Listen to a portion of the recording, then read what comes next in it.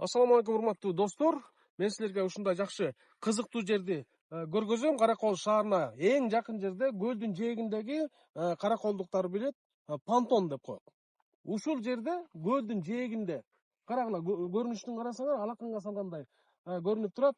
Ушул жерде 9 гектар жер аянт сатылып атат. Бул жер өтө кызыктуу жер экен. Мына алаканга салган панорамный вид кылып, могул жерлердин баарына жана глемпингтерди салып, могу алаканга салганда көлдүн жээгинде тетиги бак дарак болуп көрүнүп турбайбы? Ушул жердин баарына коттеджный городок кылып, коттедждерди салып, мына жанагы караколдун жаштарынын баары билет, тетиги пирс да ушул жерге кирет да. Ушул жерге жайкысын эс алгыдай дача сыяктуу коттеджный городок салса, караколдон бияка көлдүн жээгине эң эле жакыныраак эле жери ушул жер болот.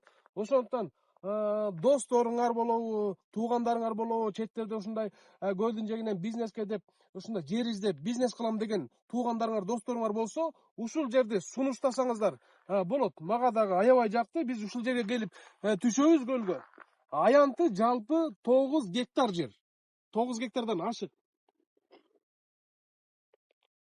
Могу жерден баштап мына могул дөңсөлөрдүн баардыгы кирет.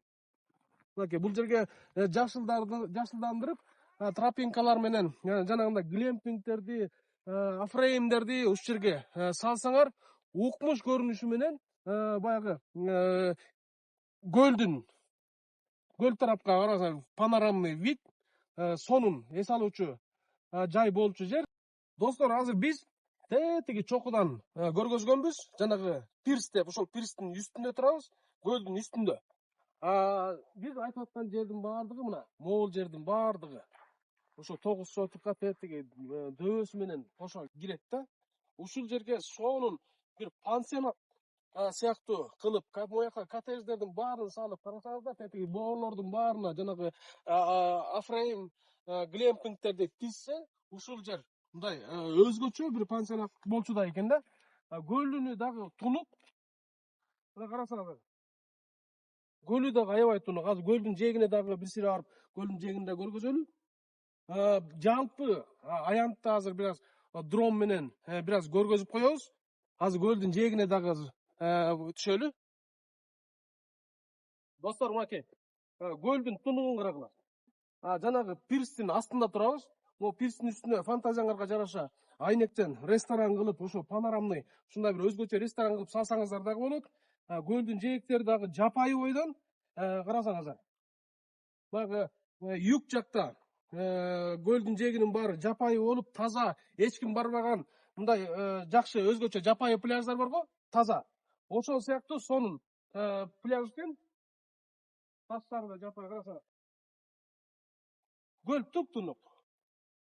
Эми көл жагы жок дегенде эле бир 500 метрди алат окшойт. Ошол аянтка кире турган көлдүн жээги бир 500 метрден ашат окшойт. Каалаган жерлериңерге ошо коттедждер көлдүн жээгине ар кандай нерселерди фантазияңарга жараша сонун жер экен. Ошондуктан дос, тааныш, туугандарыңарга кабарлап койгула. Бизнес кылам деп, ушу көл жээкте туристтик багытта бизнес кылам деген досторуңар болсо, туугандарыңар болсо, кабарлап койгула.